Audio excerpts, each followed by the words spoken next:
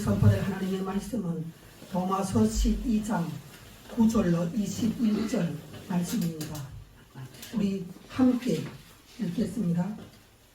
로마서 12장 9절부터 21절까지 읽습니다. 사랑에는 거짓이 없나니 악을 미워하고 선에 속하라. 형제를 사랑하여 서로 우애하고 존경하기를 서로 먼저 하며 부지런하여 게으르지 말고 열심을 품고 주를 섬기라. 사망 중에 즐거워하며 환난 중에 참으며 기도에 항상 힘쓰며 성도들을 쓸 것을 목표하며 선대접하기를 힘쓰라. 너희를 박해할 자를 축복하라. 축복하고 저주하지 말라. 즐거워하는 자들과 함께 즐거워하고 우는 자들과 함께 울라. 서로 마음을 같이하며 높은 데 마음을 두지 말고 도리어 낮은 데 처하며 스스로 지혜 있는 척 하지 말라. 아무에게도 악을 악으로 갚지 말고 모든 사람 앞에서 선한 일을 도모하라. 할 수 있거든 너희 것은 모든 사람과 더불어 화목하라. 내 사랑하는 자들아, 너희가 친히 원수를 갚지 말고 하나님의 진노하심에 맡기라. 기록되었으되 원수가 한 것이 내게 있으니 내가 갚으리라고 주께서 말씀하시니라. 내 원수가 줄이거든 먹이고 목마르거든 마시게 하라. 그리함으로 네가 숯불을 그 머리에 쌓아 놓으리라. 악에 지지 말고 손으로 악을 이기라. 아멘. 로마서 12장 9절은 이렇게 시작하죠. 사랑에는 거짓이 없나니 악을 미워하고 선에 속하라. 예수님께서는 이 땅에 오셔서 사실 때 이렇게 말씀하셨어요. 어떤 말씀을 핵심적으로 딱 한 가지를 짚어서 말씀하셨는데, 우리가 구약 성경이 있죠.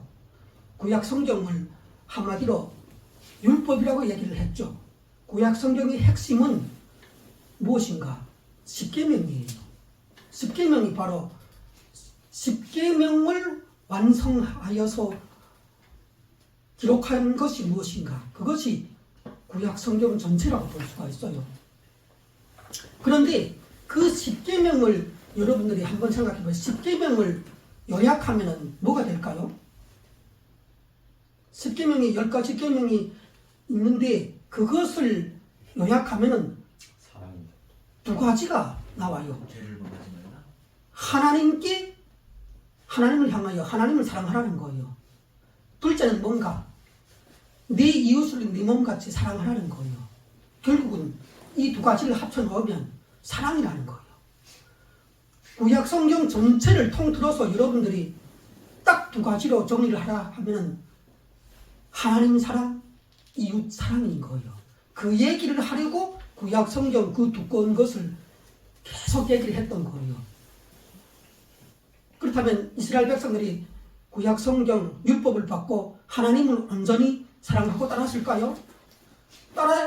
온전히 하나님을 사랑하고 섬기지 못했기 때문에 구약 성경이 전체가 기록되게 됐던 거예요. 그리고 또 이웃 사랑을 하라고 했는데 하나님을 사랑하듯이 이웃을 사랑하라고 했는데 이웃을 온전히 하나님의 말씀대로 인간이 사랑했다면 구약 성경 전체가 기록되지 않았을 거예요. 왜? 다 잘하고 있으니까. 그런데 예수님께서 2000년 전에 오셔갖고 예수님은 어떻게 말씀하셨는가? 금방 여기 그 형제가 사랑이라고 이야기했던 것처럼 예수님도 그런 식으로 한마디로 얘기를 했다는 거예요. 우리 그것을 제가 읽을 테니까 한번 들어보세요. 요한복음 13장 34절에 보면은 예수님이 이렇게 말씀하셨어요. 새 계명을 너희에게 주노니 서로 사랑하라. 내가 너희를 사랑한 것 같이 너희도 서로 사랑하라. 이렇게 한마디로 신약과 구약 전체를 통틀어서 하나님께서 예수님을 통해서 인간에게 하시고자 하신 말씀은 무엇인가? 서로 사랑하라는 거예요. 여러분 저를 다 보십시오. 여러분이 만약 지금부터 이제 인생이 다하는 날까지 하나님을 사랑하고, 그리고 내가 만나는 모든 사람들을 내가 진실하게 서로 사랑할 수가 있다면, 그러면 여러분들은 그때부터 어떻게 되는지 아세요? 아마 뉴스에 날 거예요. 하나님을 믿지 않고 박해하는 그런 그 정부나 언론이 있다고 해도 바로 당신을 뉴스에 올릴 거예요. 너무 놀라워갖고. 그런 사람은 없단 말이에요. 그런 사람을 뭐라 하는가? 성인이라 해요. 여러분들이 역사 가운데 4대 성인을 알죠? 그런 것처럼 여러분들이 이제 남은 인생에 이 하나님의 말씀대로 하나님을 사랑하고, 그 하나님께서 나를 사랑한 것처럼 나도 그 원수 같은 미운 사람을 사랑할 수가 있다면, 그렇게 해서 서로 사랑할 수가 있다면, 그때부터 당신은 4대 성인 중에 한 명으로 역사에 기록이 될 거예요. 뉴스에 날 거라고요.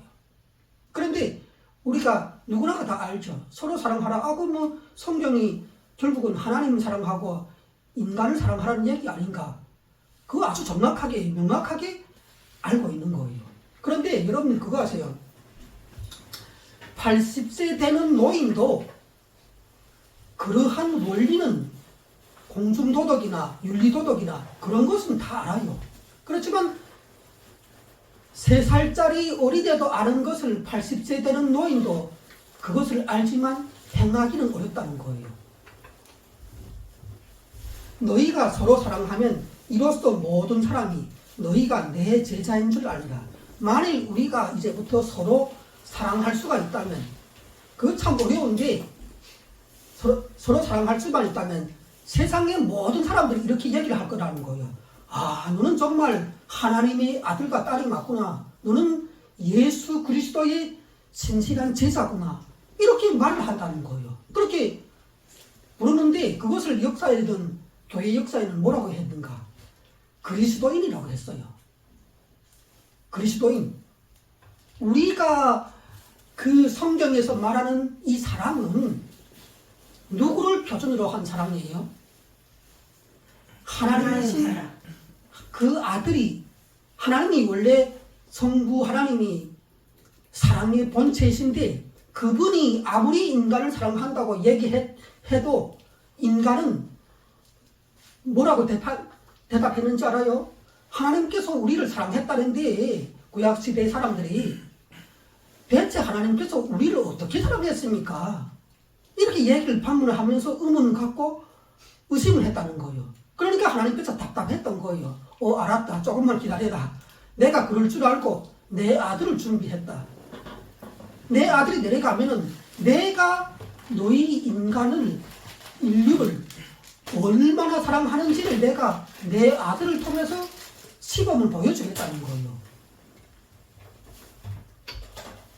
예수님께서 우리에게 오셔갖고 여호와 하나님, 창조주 하나님이 인간을 사랑했다고 하는데, 구약시대 전체를 통해서 인간을 내가 사랑했다고 얘기하는데, 도무지 그 구약 성경을 받은 유대인들은 모르겠다는 거예요.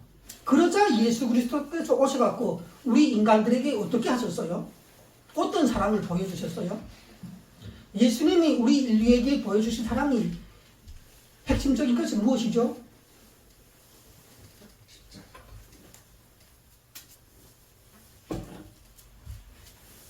우리 인류는 하나님 앞에서 에덴 동산에서부터 인간이 만들어져서부터 남녀가 그 결합이 되어서부터 바로 그 하나님을 떠나서 하나님의 말을 안 듣고 다른 말을 들었다는 거예요.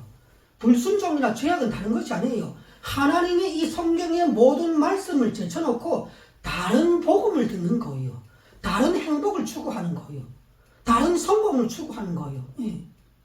세상에는 성공의 기준이 여러 가지 사람들마다 태어나서 각자의 취미에 따라서 성공을 원하죠. 자기가 원하는 성공이 다 있는 거예요. 나는 의사가 되고 싶다, 판검사가 되고 싶다, 어떤 부자가 되고 싶다, 이렇게 가지각색 그 욕구가 사람마다 다 미래의 소망이 꿈꾸는 그 목적이 다 다른 거예요. 그런데 하나님께서는 에덴 동산에서 죄를 뭐라고 규정했는가? 하나님의 말을 안 듣고 다른 말을 듣는 것이 바로 죄고 타락이라는 거예요. 사탄의 말을 들었고 귀신의 말을 들었다는 거예요. 네. 왜? 하나님의 말 아닌 다른 말을 듣는 것은 바로 다른 복음이요, 다른 성공이요, 하나님께 죄악된 인생이 되는 것이라는 거예요. 그 때문에 인간은 하나님 앞에서 어떻게 되는가? 하나님 앞에 죄를 지어서 하나님이 아니고 나는 저 사탄이 더 좋다는 거예요. 사탄 귀신이 더 좋다는 거예요. 왜? 사탄 귀신의 복음을 여러분들이 들어봤어요? TV를 틀면 나와요. 인터넷을 켜면은 그걸 다 이렇게 쇼핑하면은 인터넷 정보를 다 취합해서 보면은 너희가 여러분들이 알아요. 아, 이 사탄의 복음이구나. 사탄의 복음은 그거예요. 하나님의 복음은 하나님 앞에서 거룩하고 신실하게 하나님을 사랑하고 내 이웃을 내 몸같이 사랑하는데, 내 몸같이 사랑하는 정도를 넘어서 예수 그리스도가 십자가로서 너의 죄와 사망과 지옥을 그 사람이 대신 다 대표자로 담당해서 처리를 해버렸으니 너는 이제 나를 따라서 예수 그리스도 안에서 죄를 의로 바꾸고 사망을 생명으로 바꾸고 그리고 지옥 가는 길을 천국의 영생으로 바꾸고 그렇게 내 안에서 나와 함께 영생을 누리자. 이제부터 나의 복음으로 살자. 그것이 바로 하나님께서 자기 아들을 통해서 인류를 내가 얼마나 사랑했는지를 보여준 결정체라는 거예요. 그것이 십자가이죠. 예. 다른 사람을, 여러분들이 한번 생각해봐요. 여러분들이 다른 사람을 사랑한다고 생각했을 때 우리 강동규 형제가 여기 있지만 강동규 형제 한번 봐봐요. 이게 옆에 있는 친구를 위해서 어떠한 순간에는 자기 목숨을 바쳐서 이 옆에 있는 형제나 자매를 구원할 수가 있어요? 진정한 사랑, 진정한 친구 관계는 성경에서는 뭐라고 하는가? 내가 여기 어떤 자매를 그리스도인이기 때문에 내가 이 여자만 사랑한다 하면은, 그러면 그 자매나 그 형제를 위해서 내 목숨을 그가 죽는 마당에서 너 비켜. 내가 대신 죽을 테니까 너는 하나님의 뜻대로 꼭 천국의 영생을 누리고 살아야 돼. 이렇게 하면서 자기가 대신 그 자리에 들어가서 죽는다. 이렇게 됐을 때 그 사람의 사랑이 진실한 사랑이에요. 신실한 사랑이에요. 성경이 말하는 사랑이에요. 그런데 우리는 어떻게 해요? 사랑이라 하면은 사람을 만날 때 이 타락한 인생들은 어떻게 만나는지 알아요? 내가 여기 강동규 형제를 오늘 일정이 있어서 전화로 약속하고 만난다 하면 본능적으로 이기심이 나한테 있다는 거예요. 내 이기심을 갖고 이 사람을 가서 만나는 거예요. 그러니까 어떻게 돼요? 인간과 인간 사이에 만나도 서로 사랑할 수 있는 합의점이 마련되지 않는 거예요. 나도 이 사람을 만날 때 내 이기적인 목적에 의해서 오늘 만난 것이고, 이 사람 자체도 자기가 느끼지는 못하지만 본능적으로 자기의 이기심 때문에 나를 와서 만났다는 거예요. 그러니까 서로의 이기심이 목적으로 대립하고 상충하는 한 사랑의 조건이 이루어지지 않는다는 거예요. 서로 사랑의 하나님의 그 무조건적인 대가 없는 절대적인 인간을 향한 그 사랑이 이루어지기 어려운 거예요. 그리고 또 여러분들 그거 아세요? 인간이 인간을 만날 때 또 왜 하나님의 그 무조건적인 사랑을 이루기 어려운가? 항상 내가 아무리 그 부족한 사람이라도 내 마음에는 나의 그 자존감이라는 것이 있어요. 나는 항상 어떤 사람을 만나면서 은근히 내가 이 사람보다 그래도 이것은 낫지, 이런 그 우월감이 있다는 거예요. 인간은 본능적으로 말은 안 해도 그런 것이 누구나에게 그 본능처럼 타락한 본성이 있어서 그렇게 하고 그 사람을 대하는 거예요. 그러니까 이러한 사람들 그 이기심과 자기 자신에 대한 그 자존감과 우월감, 이런 것을 갖고 내가 사람들을 만나고 있는 한 이 사람에 대한 무조건적인 사랑, 아가페 사랑, 신의 사랑을 내가 하기는 어려운 거예요. 왜? 서로 목적하고 바라고 추구하는 이 마인드 자체가 다르단 말이에요. 그런 것을 그 은근히 이 사람들이 다 갖고서 이기심과 그런 자기 우월감을 갖고 이렇게 만나다 보니까 서로의 사랑, 희생적인 사랑은 한물 가버리는 거죠. 너희가 서로 사랑하면 이로써 모든 사람이 너희가 내 제자인 줄 알다. 예수님을 믿는 사람을 그리스도인이라고 하는데 영어로 크리스천이라고 하죠. 이 크리스천이 세상 사람들에게 지표로 딱 나타나는 것이 뭔가? 이 사람들이 자기들끼리 서로 사랑하는가? 또 이 사람들이 하나님을 믿지 않는 그 불신자를 만났을 때 어떻게 말하고 행동을 하는가? 그가 사랑을 표현하는가? 그가 사랑의 사람인가? 이것을 갖고 평가를 한다는 거예요. 나는 어느 교회에 무슨 큰 교회에 선봉교회에 다닌다. 혹시 이렇게 얘기했어요. 그런데 알았어. 당신이 그 다니긴 다녀. 그것까지는 인정해줘. 그런데 당신의 삶이 사람을 만났을 때 당신의 그 태도나 그 언행심사가 하나님의 그 예수의 사랑을 받은 사람답게 예수의 사랑을 다른 사람에게 나타내는가 하는 거예요. 내가 그렇게 사랑의 행동을 내 생각과 감정에 머물러 있는 것이 아니다. 그것을 사랑으로 표현할 수 있는 어떤 내가 말하자면 흔히 우리가 사는 자본주의 사회에서는 다른 사람의 그 필요를 위해서 돈을 사용한다든가 물질을 사용한다든가 이것이 대표적이겠죠. 만약 제가 늘 들은 실례지만 이 겨울에 추워갖고 동복을 입지 못하고 지금 다니는 사람이 있는데 그 사람을 만나갖고 내가 하나님을 믿는 그 성도랍시고 네가 이 추운데 옷을 두껍게 입고 다녀야지 따뜻한 옷을 입고 다녀야 돼 이렇게 말만 하고 헤어진다고 생각해봐요. 그러면 그 추운 엄동설 안에 동복을 입지 못하고 다니는 사람한테 무슨 도움이 되겠어요? 그 사람이 저기 저 백화점에서 파는 그런 아디다스나 그런 동복을 사 입고 싶지 않아서 그 사람이 지금 이렇게 그렇게 다니겠어요? 이 말이 사랑이라는 것이 사랑의 마음의 감정이 일어나야 그 말이 시작되고 말을 한 사람은 그렇게 생각하고 말을 했으면 반드시 그 다음 주에는 옷을 사주던가 그 사람이 생활비가 없으면 생활비를 좀 이렇게 대주던가 그렇게 현실적으로 이게 무슨 오고 가는 것이 있어야 이 사람이 정말로 하나님을 사랑하는 예수님의 사랑을 받은 사람이구나 하는 이 생각이 든단 말이에요.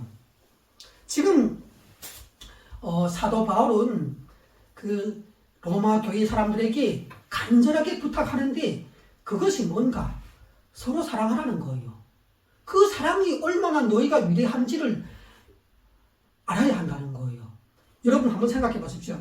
인간이 태어날 때 어떻게 태어나요? 인간이 태어날 때 여러분 곰곰이 누구나가 상식적으로 접근해 보면은 인간이 태어나려면 조건이 있는데 남자와 여자가 만나야 돼요. 근데 그 남자와 여자가 만나려면 뭐가 있어야 만나고 결혼까지 하려고 하죠? 사랑. 말하자면 그 에로스 사랑이라는 육감적인 사랑이 있어야 한다고요.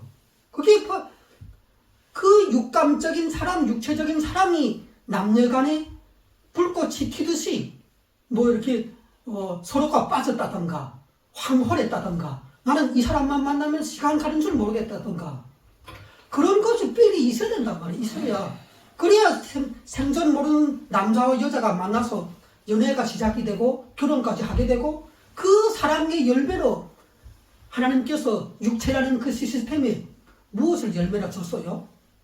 자식을 줬죠. 남자와 여자를 자식을 둘 수 있도록 줬잖아요.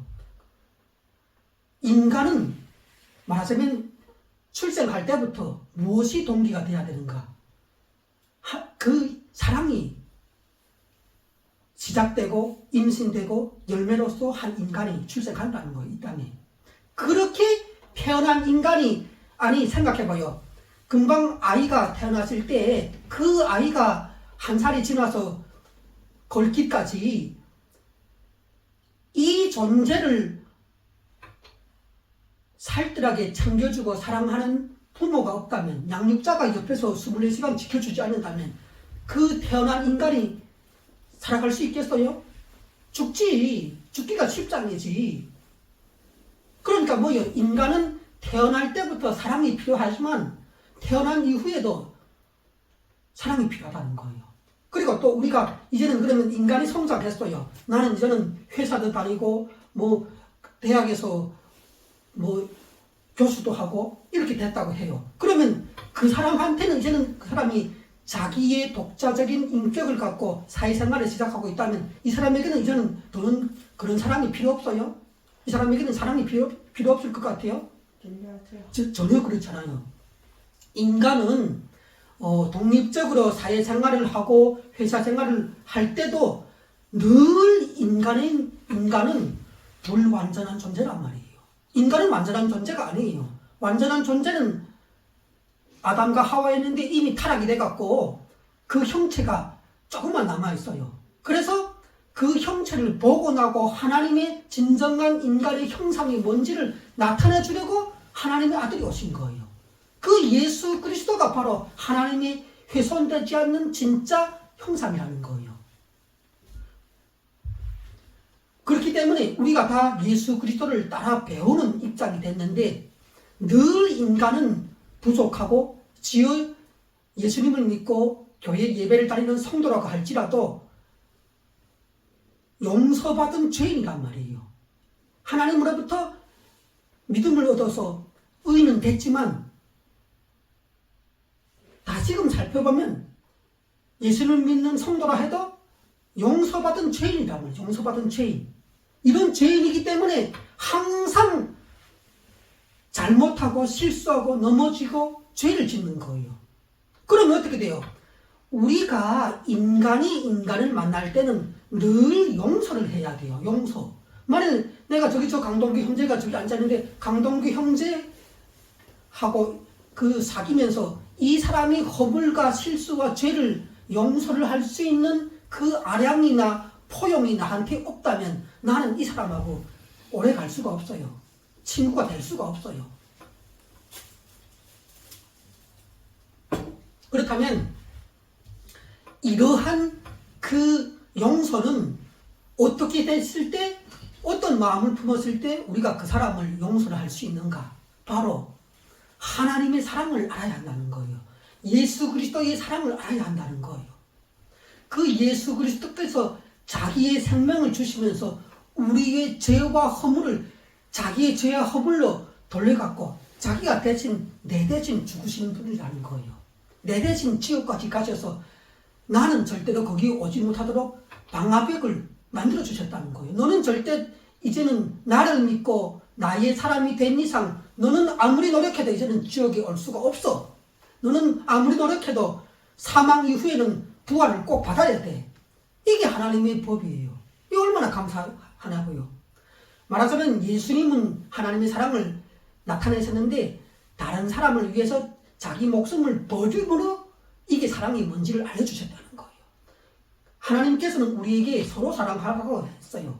그런데 이 서로 사랑하라는 것이 하나님은 인간을 한 번도 사랑한 적이 없고 한 번도 자기 몸을 버려서 죽으신 적이 없는데 너희만 그냥 사랑해. 나는 그런 희생까지는 나는 할 수가 없어. 이렇게 하고 사랑한 것이 아니라는 거예요. 내가 먼저 죽음으로써 복을 보였지. 이제 너희가 나의 십자가를 지고 나를 따라오라는 거예요. 나의 십자가를 지고. 자, 그리고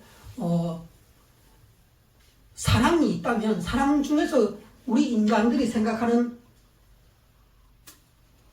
가장 큰 사랑이 뭐라고 생각해요? 하나님 사랑. 하나님이 사랑인데 하나님이 사랑 외에 우리가 하나님을 알기 전에는 가장 사랑은 그 인간 가운데서 사랑이라는 것이 무엇인가? 부모와 자식 간의 사랑이죠. 그런데 이 부모와 자식 간의 사랑도 아주 중요하지만 성경에서는 또 다른 사랑을 말하는데 그게 뭔가 부부 간의 사랑이에요. 부모 간의 사랑도 엄청 자기 자식에 대한 사랑이 지극하고 그야말로 자식을 위해서는 자기 몸을 대신 바칠 수 있는 그러한 아버지고 엄마예요. 그런데 부부간의 사랑은 또 어떤가? 이 남자와 여자와의 그 육체적인 사랑은 굉장하다는 거예요. 굉장해. 이것도 역시 사랑하는 사람을 위해서는 목숨까지도 대신 바칠 수 있는 그런 그 극진한 사랑이 되기도 해요. 그런데 생각해 보자고요. 이 부부간의 사랑이 아무리 열렬하다고 하더라도 이 여자가, 나하고 같이 사는 여자가 계속 신혼 초기부터 10년, 20년 같이 살 때까지 계속 요구만 해요. 나는 당신에게 이렇게 아름다운 미모를 가진 이런 지성적인 여자니까 당신은 내 남편이니까 나를 책임져야 돼. 경제적으로 책임지고 다른 것도 책임을 져야 하는데 계속 이 여자는 남편을 만나서 남편이 들어오기만 하면 요구만 하는 거예요. 뭐 돈을 얼마 벌어들여야 된다. 뭘 어떻게 해야 된다. 계속 요구만 하고 자기의 노력이나 희생은 남편을 위해서 거의 안 해요. 그러면 한번 물어봅시다. 그렇게 됐을 때 그렇게 열렬한 사랑으로 맺어진 이 부부가 남편 입장에서 이 여자가 계속 남편에게 의무를 강요하면서 요금만 하는 입장에 서 있고 자기 헌치는 조금 더 하려고 안 하고 그야말로 그 설거지도 제대로 안 하려고 하고 당신이 나를 사랑하면은 이런 것도 섬길 수가 있지 않는가고 사랑을 하면은 그런 것도 감수를 해야지 이런 식으로 계속 10년 20년 나온다 하면은 그 부부는 어떻게 될까요? 아마 그 남편은 점점 그 사랑을 잃게 되고 의욕을 잃게 되고 야 이만하면 나는 이제는 지쳤다 그만하고 싶다 이렇게 될 거예요. 그래서 하나님께서 뭐라 하는가?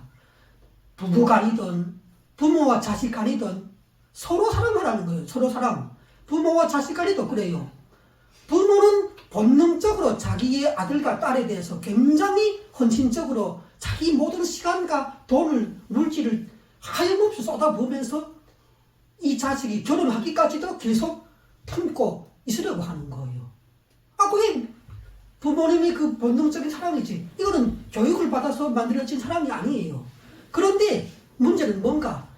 자식한테도 부모에 대한 그런 헌신과 그런 사랑이 있는가? 거의 없어요. 그러니까 뭐예요? 자식은 부모를 사랑하려면 배워야 하는 거예요. 이건 본능으로서 아는 사랑을 넘어서 배우고 하나님의 사랑이 뭔지를 알아갖고 이 부모를 섬기고 사랑할 수가 있어야 하는 거예요. 서로 사랑이 아니면 부모와 자식 간에도 갈등이 생기고 마찰이 생기고 다툼이 생겨요. 그리고 또 이렇게 제가 형제간의 사랑에 대해서 한번 그 얘기를 할게요. 이 형제간의 사랑은 하나님께서 인생이라는 인간의 이 육체의 시스템을 통해서 한 엄마에게서 첫째, 둘째, 셋째 이렇게 쫙 태어나요. 이것은 인연의 법칙으로 보면은 하나님이 맺어주신 굉장한 인연이에요. 이것은 세상적으로 남도 아니고 한 부모를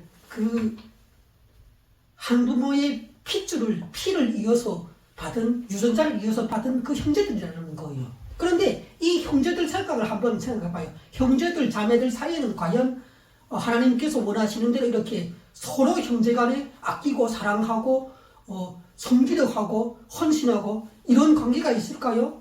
그런 관계도 간혹 그 주변에 찾아보면 있기는 해요. 그런데 저의 그 형제들의 관계를 보면은 그렇지 않았어요. 서로 티격태격하고 마찰, 충돌, 갈등이 있고 큰 형님이 그 마지가 있었는데 그 마지는 어떤 입장이었는가? 형제들을 보면서 자기 이후에 태어난 그 형제들이기 때문에 너희는 내 말에 복종해야 돼. 내 말을 따라서야 돼.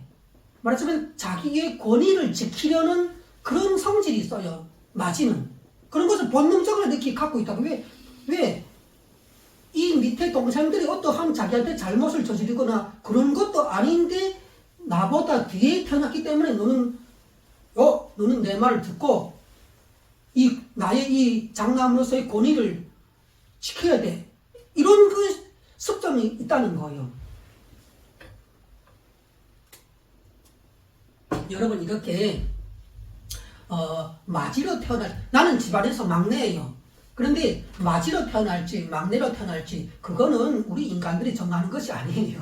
하나님께서 다 정해 주시는 일인데, 그런데 마지든 막내든 어떤 관념을 갖고 있어야 되는가? 인간은 하나님께서 만들 때 독립적인 개체로 만들었어요. 인간을 하나님께서 만들 때 독립적이고 개성적인 인격으로 그 사람만의 그 성질과 기질과 성격을 갖고 하나님 앞에 나오도록 만들었다고요.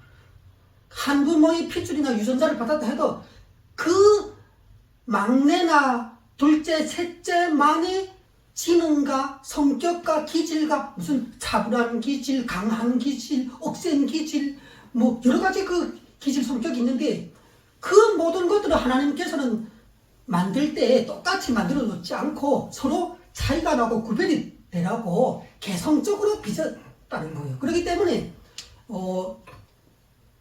제가 얘기할게요. 형제 간의 사랑의 핵심은 자유를 허락하는 거예요. 그 막내에 대해서 마지는 자유를 허락하는 거예요. 그 자유의 핵심은 뭔가? 인격인데 그 인격의 핵심은 바로 그 사람의 개성적인 하나님이 만들어 주신 그 성격과 기질과 머리의 지능과 IQ를 갖고 스스로 자기의 문제를 결정하게 해야 하는 거예요. 자기 결정의 자유가 있다는 거예요. 매 사람에게는. 그리고 자기가 스스로 이것이 옳다고 진리라고 자기의 가치관을 갖고 결정한 그 일에 대해서 그 결과가 나쁘든 어떻든 감옥에 갇히든 네가 책임지라는 거예요. 하나님께서 괜히 자유를 주신 것이 아니라 그 자유의 의지를 갖고 네가 이 세상을 살면서 어느 것이 하나님의 뜻이고 온전한 진리인지를 어떤 가치관을 갖고 사람을 대하고 물건을 대하고 돈을 대하고 이렇게 해야 하는지를 네가 깨닫고 너 스스로 깨닫고 그리고 그 네가 행한 자유의 행동에 대해서 네가 하나님 앞에 또 이 사회의 법 앞에 책임지라는 거예요. 감옥에 가든지 수세를 차고 어떻게 하든지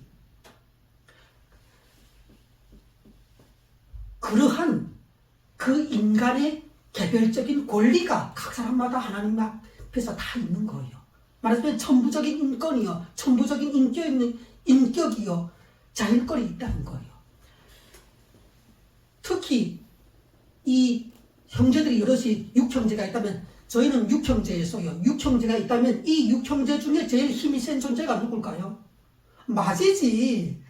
맨 처음에 태어난 장남이 제일 육체적으로 힘도 세고 소리도 크고 장남이 한마디로 쫙 하면은 그러면 밑에 있는 6번째 막내 동생은 기를 펼 수가 있을까요?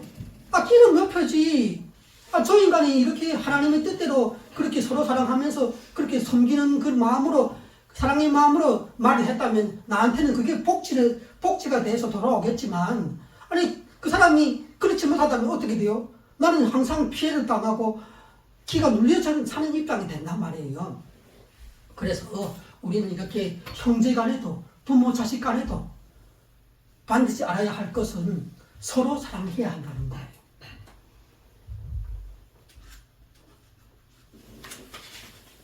자,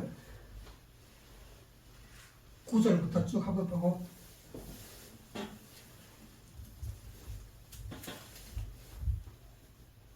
자, 우리 한번 이렇게 읽겠습니다. 12장 9절부터 13절까지 일단 읽겠습니다. 사랑에는 거짓이 없나니 악을 미워하고 선에 속하라. 형제를 사랑하며 서로 우애하고 존경하기를 서로 먼저 하며 부지런하여 게으르지 말고 열심을 품고 주를 섬기라. 자, 여기까지 일단 읽겠습니다. 형제 사랑은 여러분들이 이렇게 어디서부터 이 형제 사랑을 배워야 하는가? 세상에서부터 배워서는 자기의 본성을 바꾸거나 자기의 기질을 바꿀 수가 없어요. 하나님 앞에서 나와서 배워야 돼요. 하나님께서 형제 사랑을 위해서 어떻게 하셨는지 성경에서 보면은 예수님은 하나님의 가정에서 순위가 뭔가 장남이에요. 예수님이 바로 장남이고, 그리고 예수님을 믿는 모든 남자와 여자들은 예수님 밑에 형제들이에요. 형제 자매들이라고요. 그러니까 내 가정의 장남은 누가 돼야 한다고요? 예수 그리스도. 장남이 되신 예수 그리스도가 우리 모든 가정의 장남이 돼야 하는 거예요. 우리는 예수 그리스도의 형상을 나타내기 위해서 장남이 되어야 되는 거예요. 그리고 또 어떻게 돼요? 형제를 사랑하라고 했는데 하나님께서 말씀하듯이 서로 사랑하라고 했어요. 아니, 장남은 막내를 사랑하는데 이 막내 녀석은 도무지 형을 사랑할 줄 모르네. 그러면 안 되는 거예요. 이거는 완전히 반란이고 반역이에요. 막내든 둘째든 셋째든 서로 사랑하는 그 섬김의 관계, 이런 것이 있어야 되는 거예요. 그리고 서로 먼저 인사해야 되는 거예요. 가정에서부터 사회생활이나 어떤 그 생활에서나 나하고 그 관계가 안 좋았던 사람이라도 관계 회복의 첫 번째 지름길이 뭔지 아시죠? 그 사람을 만나면 무조건 먼저 가서 인사를 하는 거예요. 허리를 굽히고 안녕하세요, 어떻게 지내십니까? 이렇게 먼저 인사를 하는 것이 그 사람하고의 관계 회복의 첫 단추라고요. 인사만 싹싹하게 미소를 지으면서 잘 해봐요. 원수가 생기는가? 점점 원수도 생각을 달리하지. 아니, 저 인간은 내가 그렇게 미워하고 핍박하고 불이익을 줬는데 나를 만나면 우리 집의 강아지처럼 아무리 강아지 배를 발려 차도 나를 만나면 하면 언제 그랬냐 싶게 다시 달려와서 안기고 꼬리를 치고 웃으면서 난리가 나는 거예요. 인간은 그 강아지보다 못하다고요. 강아지 그 수준에 가도 인간은 서로가 갈등하고 원수가 안 된다고요. 그렇게 열심히 자기를 좋아하고 따르고 하는데 그런 사람을 내가 어떻게 미워하고 할 수가 있겠어요.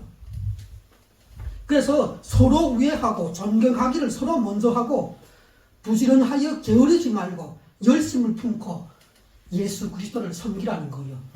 우리는 이제부터 그 사람을 만나서 내가 만약 여기 강동구 형제를 섬긴다 할 때 이 강동구 형제를 섬길 때마다 내 마음의 한쪽 편에서는 어떻게 이 사람을 바라봐야 되는가? 아, 내가 이 형편없는 보잘것없는 그야말로 별 볼 일 없는 강형제를 만나서 내가 사랑하고 섬겨야 된다.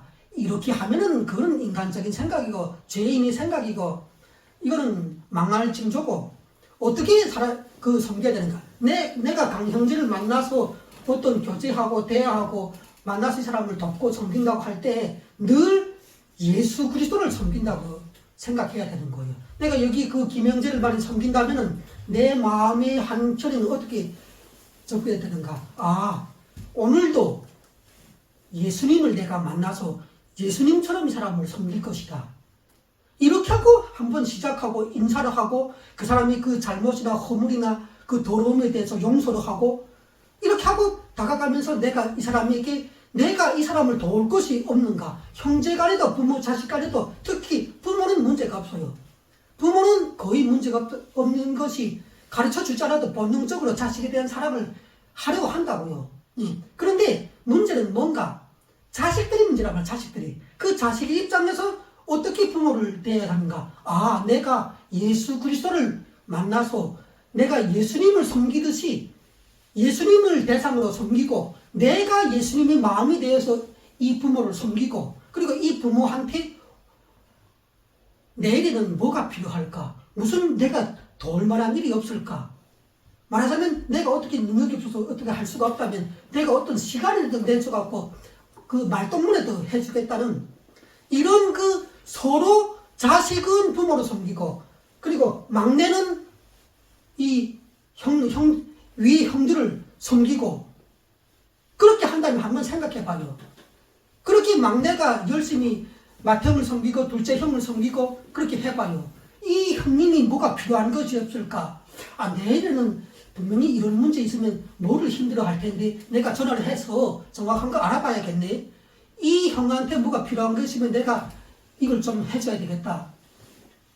이렇게 서로 섬기려고 모지름을 쓰고 애를 쓰고 하나님 앞에 기도를 하고 그런 동생이나 그런 그 자식이 한번 돼보라고요. 그러면 아마 내 생각에는 이 세상은 예수님 안에서 다 천국이 될 거예요.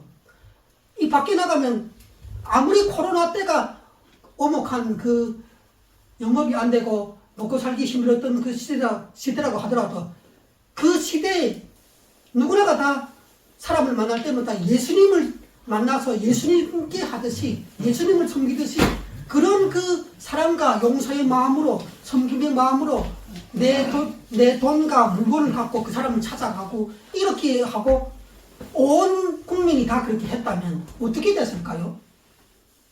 아마 여러분들이 저 천국을 가려고 안 할 거예요. 나는 됐다.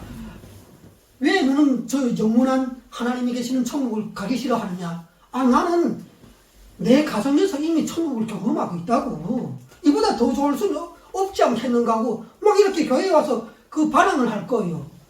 진짜 천국이 여기 우리 가정에서도 이루어졌고 진짜 천국이 이 내가 다니는 회사나 학교에서 이미 이루어졌는데 저 천국을 왜 내가 가려고 하겠는가 하고 막 이렇게 나올 거예요. 대한민국은 교회가 올바로 세워지고 교회가 예수 그리스도를 사랑으로 나타내고 사람을 예수 그리스도로 알고 섬기고 이렇게 했을 때 진정한 우리가 생각하는 평안이 이루어질 거예요. 여러분들이 성경에서 말하는 평안이 뭔지 알죠? 예수님께서 제자들을 그 부활한 이후에도 만나갖고 처음에 말하는 것이 뭔지 알아요? 자기가 십자가에서 죽은 다음에 부활한 몸을 입고서 자기 제자들을 딱 만나갖고 처음에 하는 말이 뭐였어요?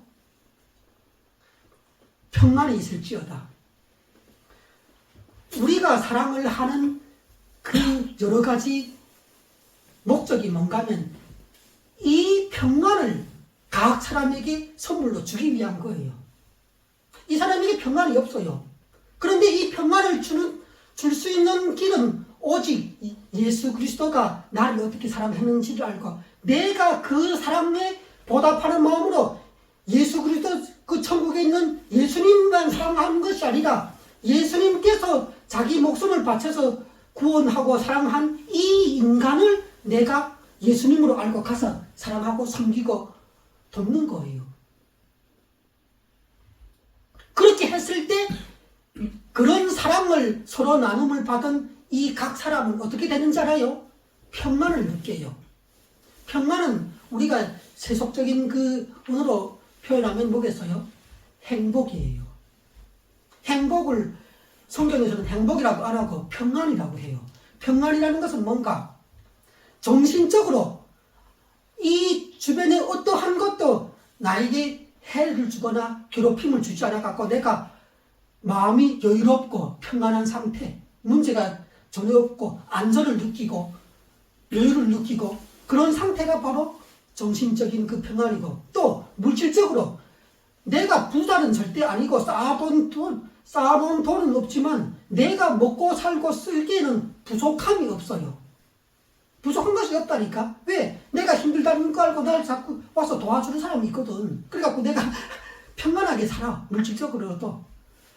물질적으로, 정신적으로, 정서적으로.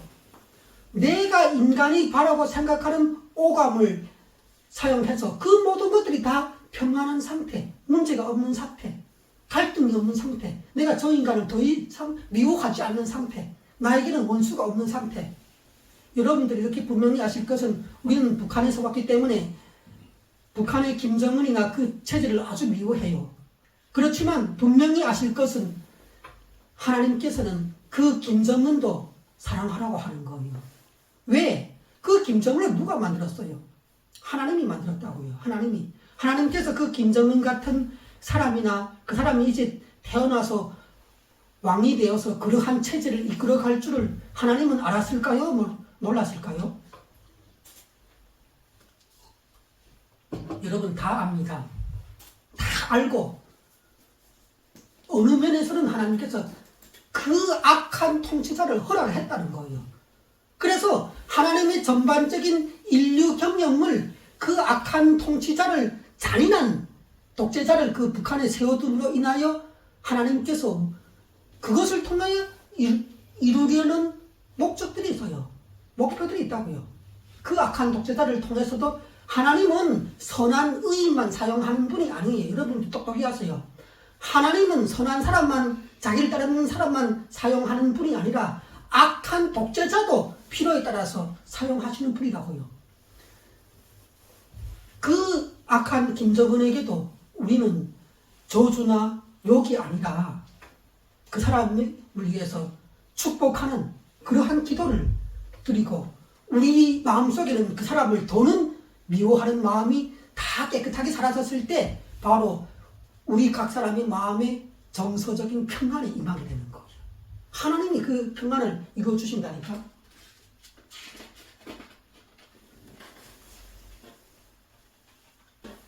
제가 이렇게 한 가지만 더 얘기하고 할 텐데, 그것을 제가 좀 찾아볼게요.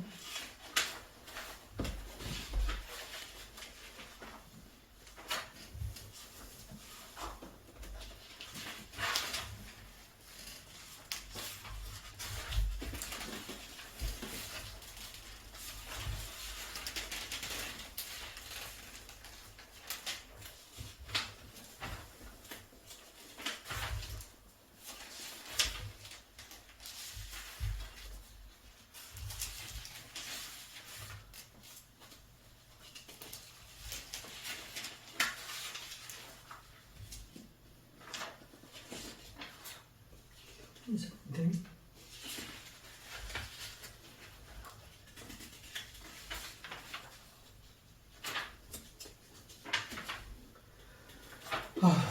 찾기가 어려워.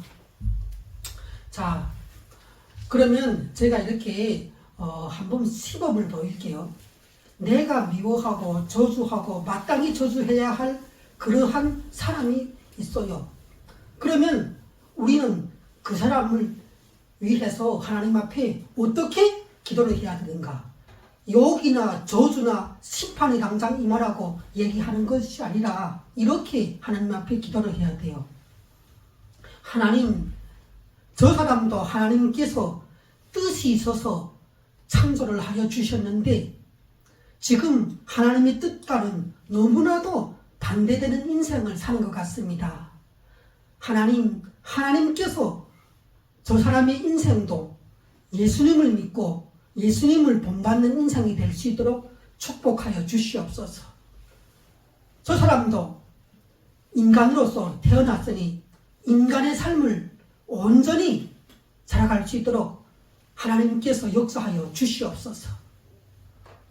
저 사람의 가정이 평안하게 하여 주시고 저 사람의 자녀들이 하나님을 알고 하나님의 사랑을 받아들이는 그런 사람이 되게 하여 주시옵소서. 그래서 그 자녀들에 가서라도 꼭 예수님의 사랑을 알고 예수님처럼 사는 그런 성도가 되기 하나님께서 축복하여 주시옵소서. 저 사람의 물질 생활이 하나님 나날이 번창하게 하여 주시사 그 물질이 다른 데에 사용되지 않고 만백성을 살리는 그러한 귀한 선물이 될 수 있도록 하나님 역사하여 주시옵소서. 이런 식으로 그 내가 미워하는 사람을, 나는 금방 내가 미워하는 사람이 하나 있거든요. 그 북한의 김정은인데 그 사람을 위해서 내가 이런 식으로 기도를 해야 한다고 생각하고 그 사람에 대한 기도였어요. 이렇게 했을 때 여러분들이 이 하나님의 그 기도의 법칙을 아세요. 내가 만일 저주받을 그 사람에게 하나님 그 사람을 위해서 하나님께 이런 기도를 드렸다면 하나님의 입장에서 한번 생각해 보라고요. 나의 기도를 들으시고 하나님께서 어떻게 생각하시는가. 야, 정말 너 기특하다, 대견하다. 세상 모든 사람들이 다 그 김정은 독재자가 빨리 왜 살아서 아직도 살아있냐고, 왜 쟤는 아직도 살아있냐고. 다른 사람들은 다 선량한 사람들이 당뇨병 걸리고 암에 걸리고 에이즈 걸리고 다 죽어서 단명을 하고 있는데, 죽음이 계속 쌓여가는데 왜 정작 죽어야 할 저 사람만 안 죽고 아직도 저렇게 그 정치를 하고 있냐고. 이렇게 다 나한테 기도하고 투정을 하는데 너는 어떻게 저 사람을 나의 이름으로 축복을 하느냐. 정말로 대견하다. 이렇게 첫째 나를 하나님께서 칭찬해 주신다는 거예요. 그 다음 또 어떻게 생각하는가. 하나님 입장에서 그 기도를 듣고 그 다음 그 기도에 아무튼 하나님 입장에서 그 말하자면 소송을 받고 신고를 받았으니까 하나님 입장에서 이 경찰의 입장이 돼갖고 신고를 받고 소송을 당했으니까 수사를 하고 판결을 내려야 되는 거예요. 하나님 입장에서 우리가 기도를 하면은. 그러니까 하나님 입장에서 그 김정은한테 찾아갔어요. 찾아가서 본단 말이에요. 내가 이 사람을 기도를 받은 대로 이런 축복을 해줘야 되는데 과연 이 사람이 축복을 받을 만한 상황에 있는가 보는 거예요. 봤는데 그런 축복을 받기는커녕 아직도 전 인류를 죽이려고 핵무기를 자꾸 만들고 있고 핵실험하고 있고 이런 악한 짓을 저지르고 있고 자기 국민을 안에서 압살하고 있단 말이에요. 잔인하게 고문하고 죽이고 탈북하지 않으면 안 되도록 그렇게 만들고 있다는 거예요. 이 독재자가. 그러면 하나님 입장에서 이 사람에게 축복을 주려고 갔다가 어떻게 할까요? 축복은 아무래도 내가 좀 나중에 줘야 되겠다. 너는 아직 그 나의 축복을 받을 때가 아니구나. 이렇게 하고 어떻게 하는가?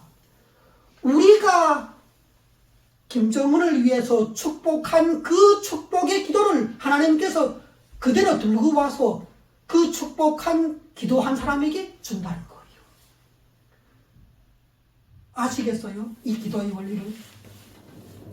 내가 나를 미워하고 까다롭지 애매하게, 아니 공연히 나를 그 직장에서 힘들게 하고 불이익을 주는 사람이 상사가 있다니까. 그런 옆에 친구가 있다니까. 그래서 그 사람을 위해서 내가 눈물 흘리면서 탄식하면서 하나님 이 사람은 좀 잘 되게 해달라고, 온전히 좀 살게 해달라고 이렇게 축복 기도를 했더니 하나님께서 보시고 그 인간이 하나님의 축복을 지금 받을 만한 상황이 안 되면 그 축복을, 내가 말하는 그 모든 축복을 나한테 갖다 준다는 거예요. 부어준다는 거예요. 아니, 얼마나 우리가 그런 그 축복의 기도를 했을 때 이득이 되는가 하는 거예요. 인간은 본능적으로 사람을 만나든 어떤 말을 듣든 설교를 듣든 자기의 이해관계를 따지고 이득을 취하려고 한다고요. 그런데 우리가 그런 견지에서 볼 때 얼마나 이게 큰 이득인가고요. 원수를 향해서 축복 기도를 할 수 있는, 그리고 서로 사랑할 수 있는, 여러분들이 사랑이라는 것이 위로부터 아래로 내려간다고 생각하는데 절대로 여러분들은 그렇게 생각하면 안 돼요. 나는 부모, 자식이나 형님한테서 사랑을 받아야만 생각하고 아래에서 위로 올라가는 사람은 아예 쌩까고 얼굴을 가리고 그러면 안 되고, 늘 저 엄마나 저 형이나 저 누나에게 필요한 것이 무엇일까? 저 누나가 내가 이렇게 말을 하면 얼마나 속상해야 할까? 늘 이런 그 마음 씀씀이를 갖고 우리가 그 상대에게 다가갈 때 가정이 화목하고 형제간이 화목하고 교회가 화목하고, 그리고 또 여러분들 그 목사와 성도 간의 관계도 그래요. 목사만 계속 이 교회 성도들 위해서 섬기고 희생하고, 성도는 목사님을 전혀 섬기고 희생하고 사랑하지 않아요. 그러면 그 목사는 어떻게 되는지 알아요? 다음날부터 설교를 안 하려고 해. 교회를 안 하려고 해. 나 싫다고 해. 나 하나님한테 기도해. 하나님 나 이제 그만할래요. 힘들어요. 이렇게 한다고요. 누구나가 다 인간이고 연약한 부분이고 고침을 받아야 할 죄인이라는 거예요. 그러니까 우리는 하나님 앞에서 모든 인간이 죄인이고 불완전하니까 그 점을 감안하여 항상 내가 다른 사람을 위해서 섬길 수 있는 그 구실을 찾아내라는 거예요. 그렇게 사랑을 말로나 감정만으로 머무르지 말고 우리 성준 형제 아버지를 향해서 내가 이 아버지한테 어떻게 하면 불편을 최소화하고 섬기고 사랑할 수 있을지 그 사랑을 많이 표현해 주기를 바라요.